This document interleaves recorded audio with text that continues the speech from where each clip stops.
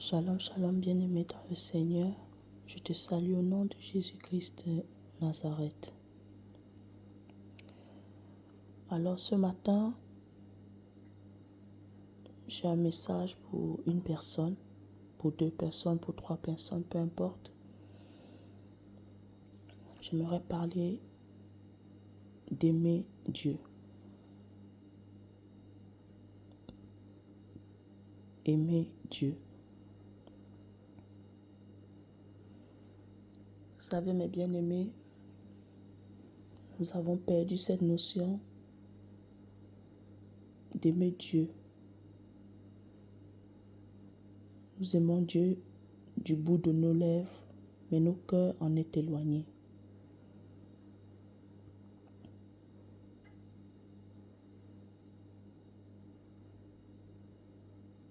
Vous voyez, le peu d'expérience que j'ai avec le Seigneur m'a appris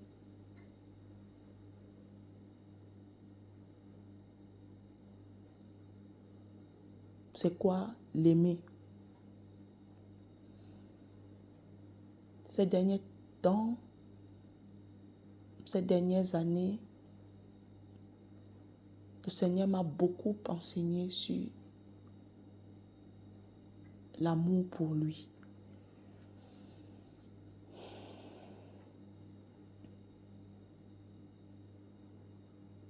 Vous savez, parfois, nous pensons tromper Dieu, nous pensons que Dieu, il ne nous voit pas, nous pensons que Dieu n'entend pas, nous pensons que nous prenons souvent Dieu comme s'il est naïf. Mais je veux dire à quelqu'un de faire très attention, bien-aimé.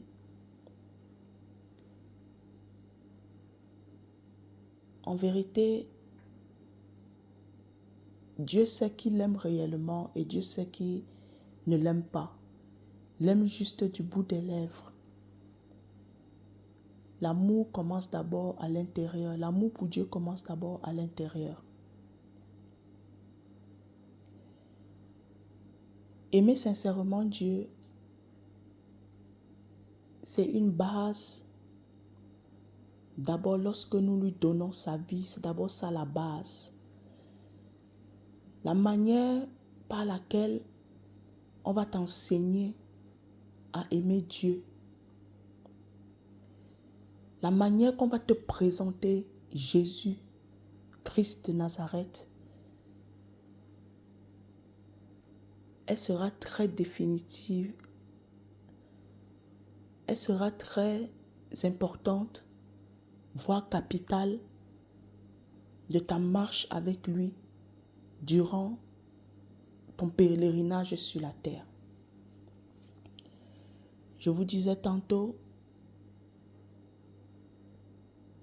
ces dernières années, Dieu m'a appris c'est quoi l'amour, l'aimer.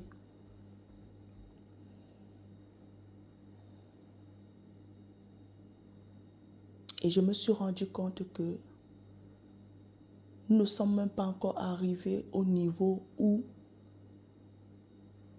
aimer Dieu est une évidence.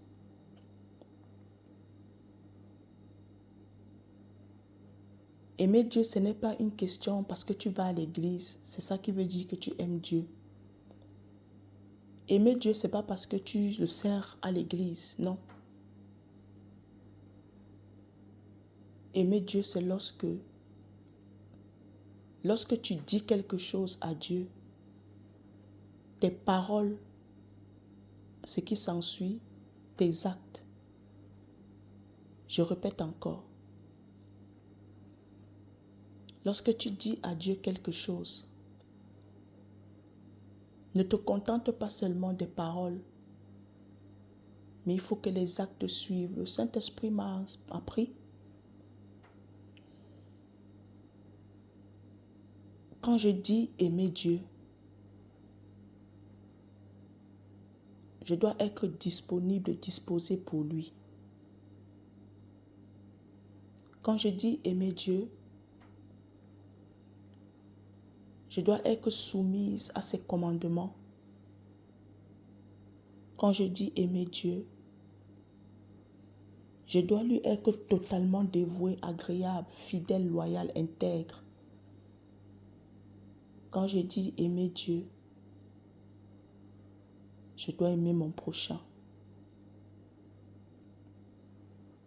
Quand je dis aimer Dieu, c'est chercher par tous les moyens. C'est avoir sans cesse dans notre cœur de vouloir l'honorer, lui être agréable. Quand tu aimes réellement Dieu, tes priorités ne sont plus tes priorités. Tu cherches maintenant à toucher le cœur de Dieu. Et lorsque tu commences à aimer Dieu, tu verras que ta volonté n'aura plus d'importance, mais tu chercheras à accomplir sa volonté. Tu chercheras à être dans ses plans et dans sa volonté.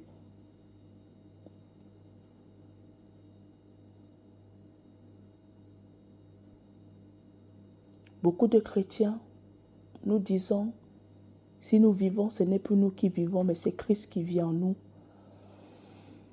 Mais quand on regarde l'état de nos cœurs, nos actes, nos actions, ça ne concorde pas. Ça ne s'associe pas, mais plutôt ça se dissocie.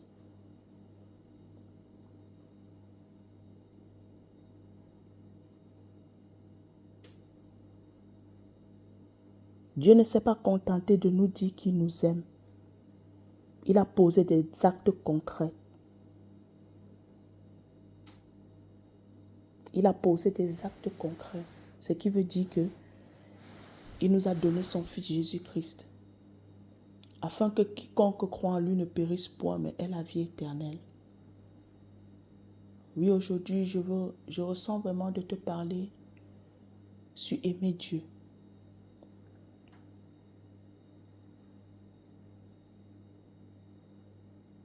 Comment est-ce qu'on peut avoir ce privilège d'aimer un si grand Dieu? Dieu sait que nous sommes imparfaits. Dieu sait que notre niveau d'amour peut être imparfait. David n'était pas parfait. Abraham n'était pas parfait dans son amour, mais devant Dieu, devant les hommes, Abraham n'était pas parfait dans son amour pour Dieu. David n'était pas parfait dans son amour pour Dieu. Moïse n'était pas parfait dans son amour pour Dieu. Mais aux yeux de Dieu, ils étaient parfaits. Parce que leur cœur était toujours malléable entre les mains de Dieu. Ils ont fait de leur cœur le cœur de Dieu.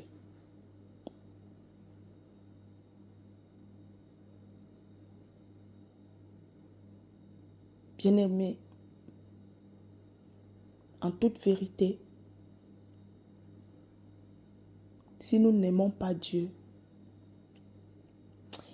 si nous sommes avec Dieu parce qu'il nous donne, mais pas pour qui il est,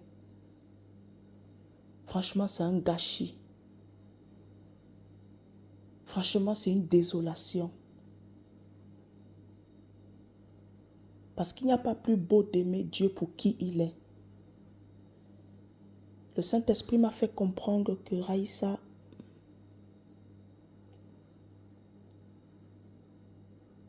quand tu as gagné le cœur de Dieu, tu as tout gagné dans ta vie. Il s'était appuyé sur le verset biblique qui dit « Cherche premièrement le royaume de Dieu et sa justice. » Cherche premièrement le royaume et la justice de Dieu. Et les choses secondaires, éphémères, qui ne sont pas mauvaises, mais qui viennent des désirs de notre cœur, nous seront donnés par-dessus tout. Fais de l'Éternel tes délices, et il te donnera ce que ton cœur désire. Le Saint-Esprit m'a appris, m'a enseigné que le véritable amour envers Dieu, c'est lorsque nous parvenons à toucher le cœur de Dieu. Nous parvenons à atteindre le cœur de Dieu. Nous parvenons à faire pleurer Dieu. Nous parvenons à faire rire Dieu. Nous parvenons à faire tressaillir le cœur de Dieu.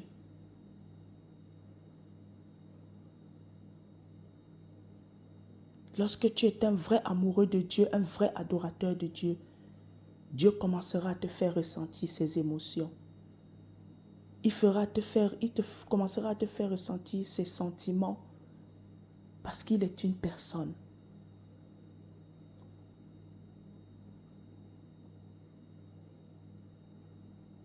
Vous savez,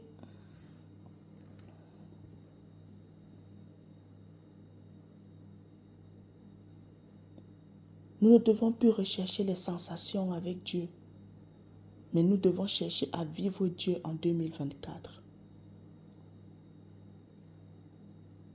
Vous savez, beaucoup de chrétiens parmi nous, on ne croit même pas au retour de Jésus. Beaucoup de chrétiens parmi nous, on ne croit pas vraiment à 100% à l'existence de Dieu.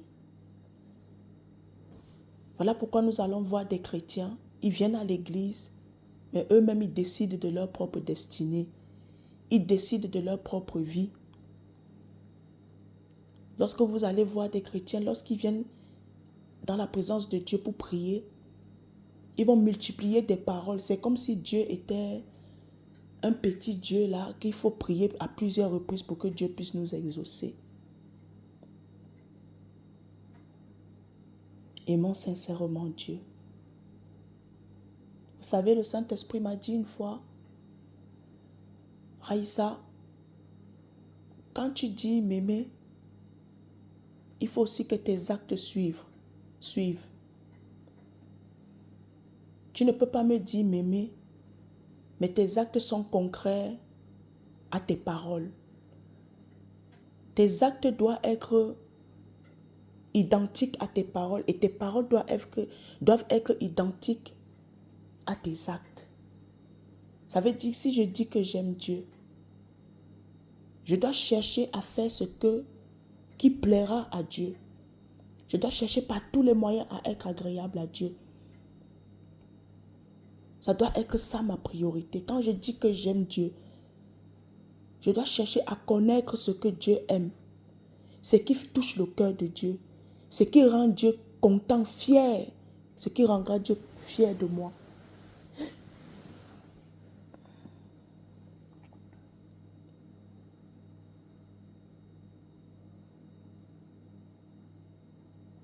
Prenons l'exemple quand tu es amoureux. Tu fais tout et pour tout pour rendre la personne que tu es amoureuse heureuse. Tu ne veux même pas qu'elle soit attristée. Tu ne veux même pas qu'elle pleure. Tu ne veux même pas qu'elle ait des pensées bizarres suite à ton encontre. Tu donnes le meilleur de toi. Tu démontres la meilleure version de toi pour que cette personne aussi, à son tour, puisse t'aimer. Si Dieu nous demande de l'aimer, si le but de Dieu, c'est que nous puissions l'aimer, c'est parce que Dieu d'abord lui-même,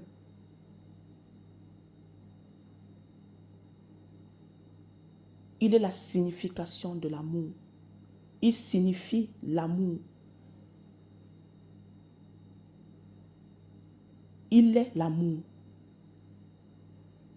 Dieu ne s'est pas contenté de nous dire aimez-moi, non. Dieu nous a montré l'exemple. On a un prototype d'amour, de la signification du véritable amour.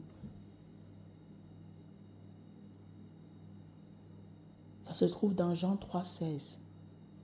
Dieu a tant aimé le monde qu'il a donné son Fils unique, afin que quiconque croit en lui ne périsse point, mais ait la vie éternelle.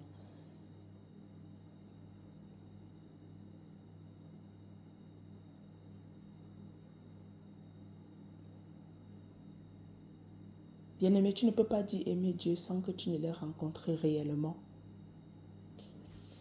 Ici, je ne suis pas en train de te parler des sensations. Ici, je ne suis pas en train de te parler de la vie des autres, des expériences des autres. Je te parle de toi. Que connais-tu de Dieu? As-tu déjà sincèrement rencontré Jésus? As-tu déjà sincèrement goûté, je dis bien goûté, le véritable amour qui vient de lui, qui émane de lui? Bien-aimé, lorsque tu commences à aimer sincèrement Dieu de tout ton cœur, des profondeurs de ton cœur, tu ne chercheras plus à avoir ce qui donne par-dessus tout, mais tu chercheras premièrement le royaume et sa justice. Tu ne vivras que pour lui plaire. Tu deviendras l'esclave volontaire de Jésus-Christ. Sans qu'on ne te le dise, tu vas devenir un adorateur, une adoratrice.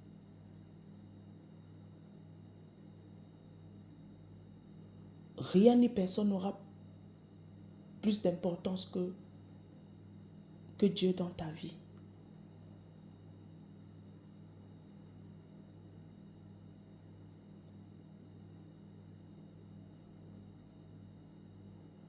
Je te fais cet audio. Il est 3 heures du matin. C'est quelque chose que le Seigneur a vraiment déposé dans mon cœur. Et je veux vraiment le partager avec toi. Aimer Dieu. Aimer Dieu, c'est le faire connaître à ceux qui ne le connaissent pas encore. Aimer Dieu, c'est porter ses souffrances en toi. C'est participer à ses souffrances. Aimer Dieu, c'est porter ses fardeaux. Aimer Dieu, c'est soupirer à être cet instrument-là que Dieu a besoin pour rendre manifeste, accomplir sa volonté sur la terre comme au ciel.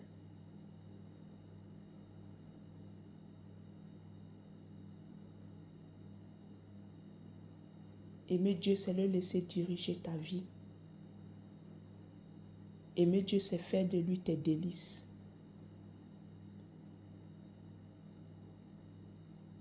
Vous savez, une fois le Seigneur m'a fait, le Saint-Esprit m'a fait prendre conscience de certaines personnes qui se disent être chrétiennes. Elles vont à l'église, elles prient, elles donnent les offrandes, elles donnent des dîmes, elles donnent. Mais leur cœur est éloigné de Dieu. Ils font les choses par coutume. Ils font les choses parce que c'est un principe ou bien parce que c'est quelque chose qu'on leur a dit de faire. Mais bien aimé, j'aimerais que tu saches que Dieu n'a que faire de tes offrandes, de ton argent, si en vérité ton cœur ne lui appartient pas. Beaucoup de personnes croient que c'est en donnant à Dieu, en servant Dieu, en allant à l'église tout le temps, que c'est ça qui définit qu'ils aiment le Seigneur. Non, bien aimé, aimer Dieu, c'est lui donner ton cœur. C'est l'aimer avec ton cœur, avec les profondeurs de ton cœur, avec tes entrailles.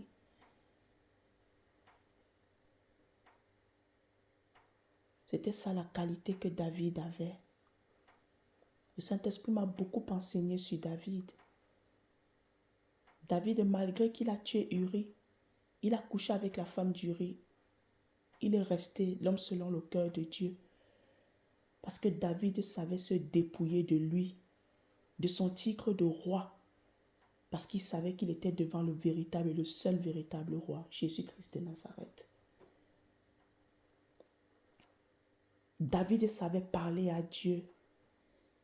David avait les profondeurs. Lorsqu'il parlait à Dieu, il parlait avec son cœur, les entrailles, avec ses entrailles. Lorsque David parlait à Dieu, ça plaisait à Dieu. Et Dieu n'hésitait pas à accomplir ce que David lui demandait. Si même Salomon, pendant son règne de roi, n'a pas eu d'ennemis, c'est grâce à David, son père. Si même Dieu a attribué à la tribu de Salomon, la tribu de Juda, c'est grâce à David parce que Dieu s'est souvenu de son serviteur David, l'homme selon son cœur. L'homme selon le cœur de Dieu, ce n'est pas celui qui donne les dîmes et les offrandes. Ce n'est pas celui qui prie H24. Non. L'homme selon le cœur de Dieu, c'est l'homme-là qui reconnaît sa petitesse, qui devient humble, malléable entre les mains de Dieu. C'est cet homme-là. Tu peux être comme tu es, mais lorsque tu es devant Dieu, ton véritable toi doit se déployer. David était tellement simple, humble face à Dieu, que même sa femme Michal le dédaignait. Sa femme Michal lui disait, mais tu es roi. Mais comment un roi peut faire des choses comme ça? Parce que David se dépouillait de sa couronne, de ses vêtements de roi. Parce que pour danser, il dansait devant la face de Dieu. Michal a osé vouloir arrêter David, à rendre manifeste son amour pour Dieu au devant des gens. Dieu a rendu Michal stérile. Parce que Michal a voulu empêcher David de réjouir le cœur de Dieu. David savait réjouir le cœur de Dieu.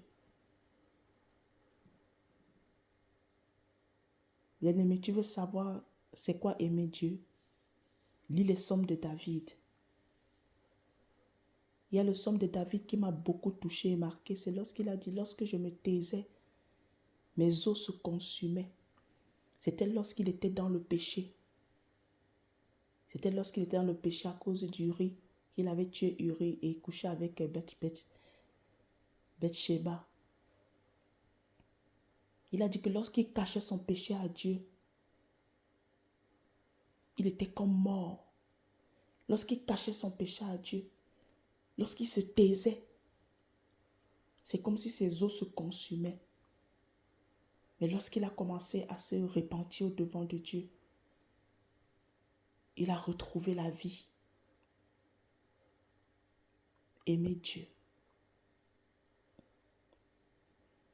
Aimer Dieu demande le prix à payer. Aimer Dieu demande à renoncer à soi-même.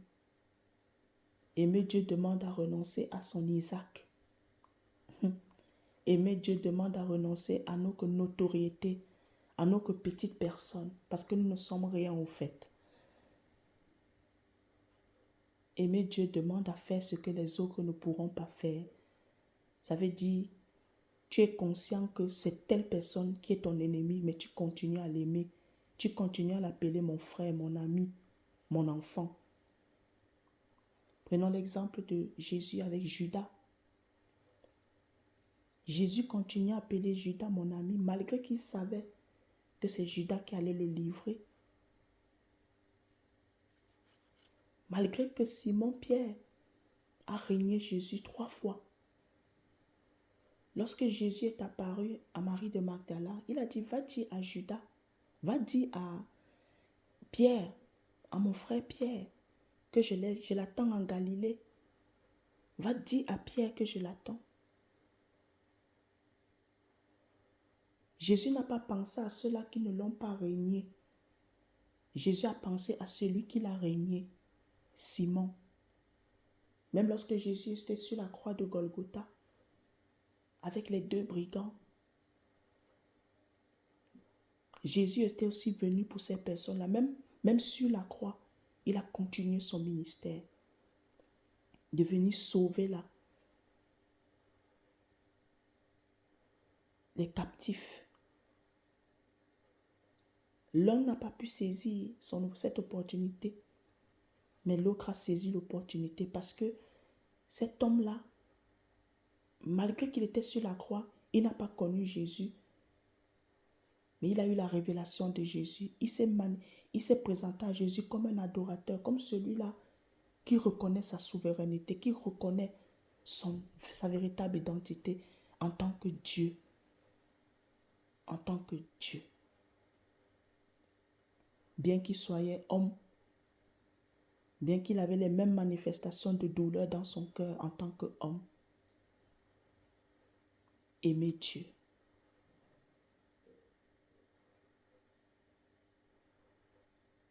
Aimer Dieu te fera renoncer, te demandera de renoncer à ta volonté. Tu vas aimer un homme. Et quand tu connais la volonté de Dieu, tu vas renoncer à cet homme-là. Parce que tu veux plaire à Dieu, parce que tu as fait de Dieu ta priorité. Beaucoup de chrétiens n'aiment pas Dieu parce qu'ils savent ce qui en découvre derrière, ce qui les attend derrière. Mais bien aimé, je veux t'encourager de ne pas avoir peur d'aimer Dieu. Aime-le. Il t'aidera. Parfois, on croit que c'est difficile, c'est compliqué. Mais avec Jésus, ce n'est jamais difficile et compliqué. Tant que notre cœur, tant que nous avons une soif, un désir ardent de faire sa volonté, rien ne sera impossible et difficile pour nous. Aimer Dieu. Aimer Dieu te fera renoncer à des opportunités qui pouvaient être bénéfiques, mais qui, au fond, est de la pure manipulation, malhonnêteté. Aimer Dieu te privera de certaines relations. Aimer Dieu te fera perdre des amis, te fera perdre des relations. Aimer Dieu te risque même de te séparer. Aimer Dieu risque même de te séparer de certaines personnes que tu portes dans ton cœur. Aimer Dieu te fera parfois passer par des moments difficiles, par les rejets, l'incompréhension, parfois par la solitude. Aimer Dieu fera de toi quelqu'un de différent, quelqu'un de mis à part, de consacré.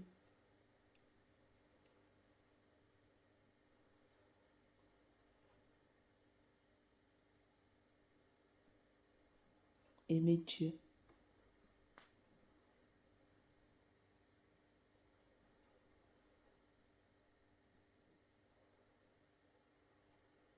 Aimer Dieu ne te fera voir ce monde comme Dieu le voit, ton prochain comme Dieu le voit.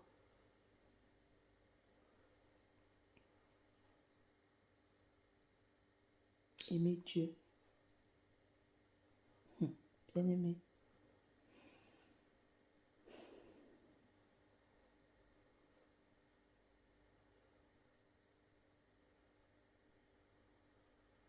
Soyons sincères avec nous-mêmes ce matin.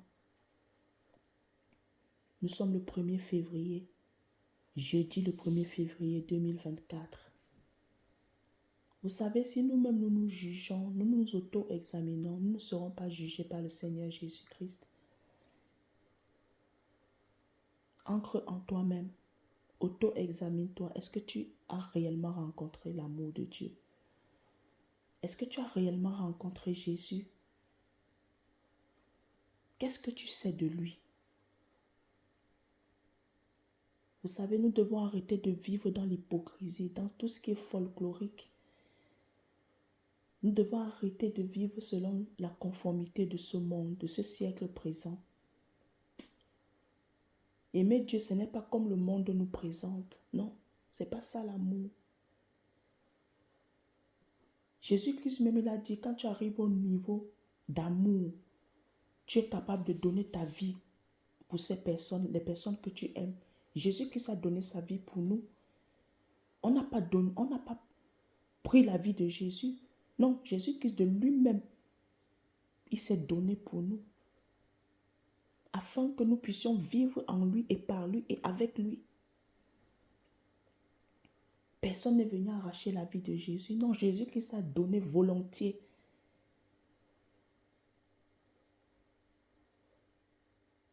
Il s'est proposé au Père lui-même en holocauste, en sacrifice pour la rédemption de nos péchés et pour notre réconciliation avec Dieu le Père.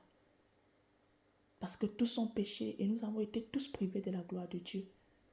Mais par l'œuvre de la croix, Nous sommes réconciliés avec lui. Nous sommes réconciliés avec Papa. Aimer Dieu. Aimer Dieu parfois fera en sorte que les gens te prennent pour un fou. Tu pardonnes l'impardonnable. Tu pardonnes l'impardonnable. Quand tu commences à considérer Dieu, tu vas appliquer le verset biblique de l'apôtre Paul où il dit « Je regarde tout comme une boue à cause de Jésus-Christ, afin de gagner Jésus-Christ. » Tu regardes tout comme une perte à cause du nom de Jésus.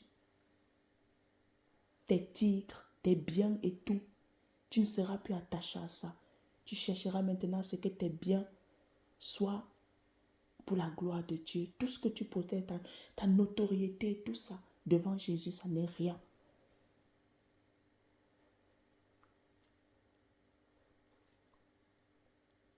Aimer Dieu, c'est ça. Alors je prie pour toi ce matin, afin que Dieu t'apprenne à l'aimer. J'ai beaucoup aimé le serviteur de Dieu, le pasteur Ivan Castanou. J'ai suivi un de ses messages où il disait, il avait la conférence Répit, où on lui a posé la question de savoir comment est-ce qu'il fait pour être comme il est, être dans ce niveau où il est spirituellement parlant. Il a répondu que il ne s'estime pas être arrivé. À chaque fois qu'il prie, il ne s'estime pas qu'il aime Dieu et que c'est acquis. Non, j'ai beaucoup aimé sa réponse. Il a dit, je demande toujours à Dieu dans mes prières. Il a dit, et d'ailleurs, c'est ma plus grande prière. C'est ma plus grande prière que j'adresse toujours à Dieu. C'est de continuer, de faire en sorte qu'il continue à aimer Dieu. C'est de continuer à aimer Dieu.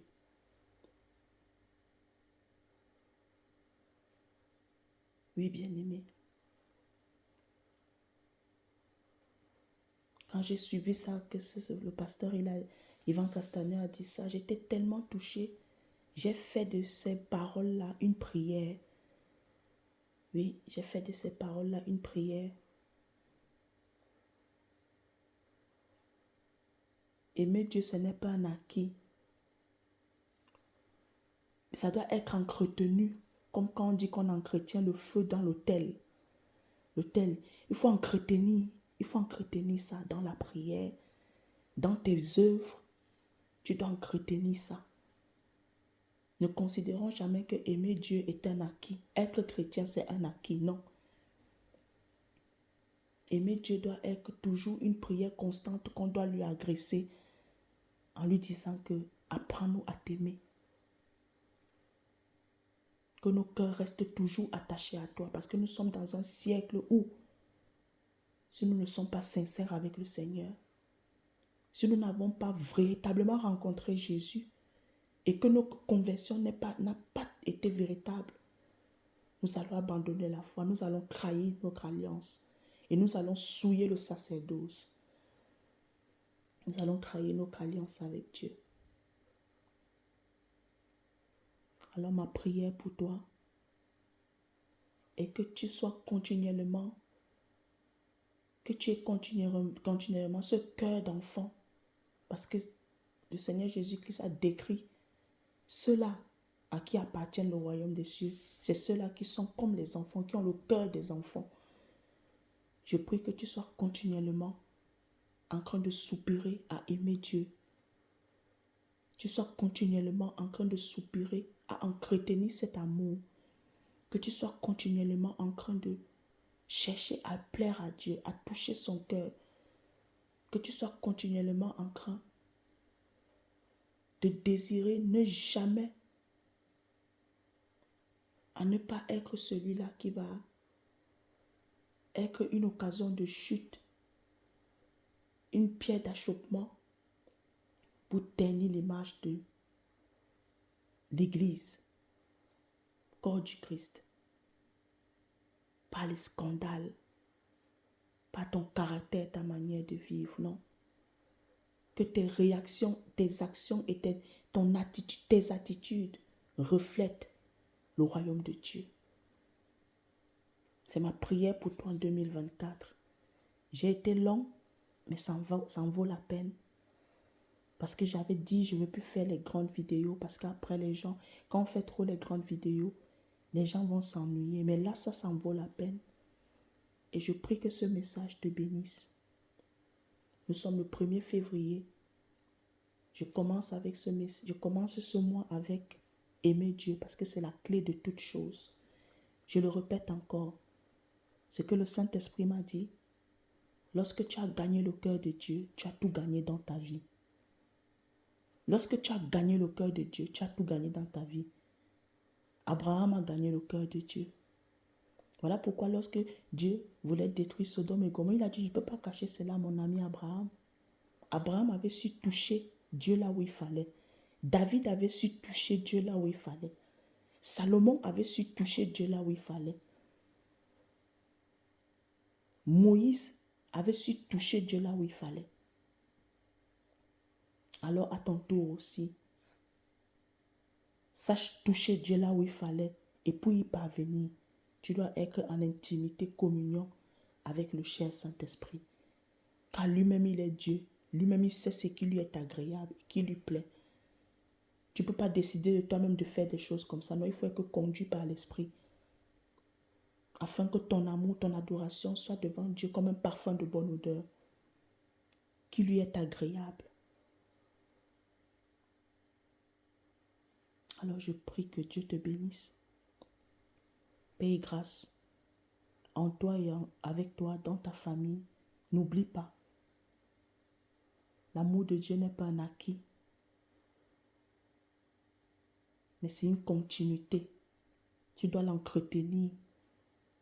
Tu dois chercher tout le temps à l'entretenir, à la raviver, à la ranimer, à la faire toujours bouillonner, à la faire vivre. L'amour, c'est la vie.